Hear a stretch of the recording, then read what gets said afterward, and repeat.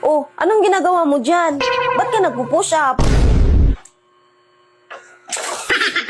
Gusto ko parkihin yung katawan ko.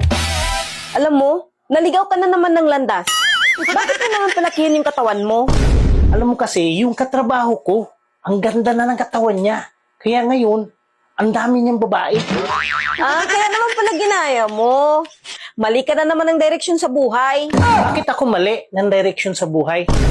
Yung kaibigan mong nagpapalaki ng katawan, nagtatagal ba sila ng mga babae niya?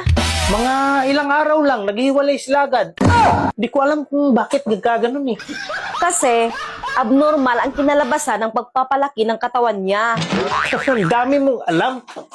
Bakit naman naging abnormal? Kasi, sobrang laki ng katawan niya.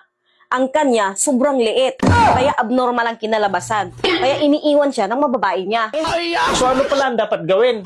Ang dapat mong gawin, itigil mo yung pagpapalaki ng katawan mo. Bakit pati ako idadamay mo at patitigilin mo? Ang gawin mo, talian mo tong red horse, itali dyan sa iyo. Para naman humaba. Para naman mapapakinabangan. Hindi nga ako nagrereklamo na sobrang laki yung sayo eh. Paano hindi lalaki? Binubulat-lat mo.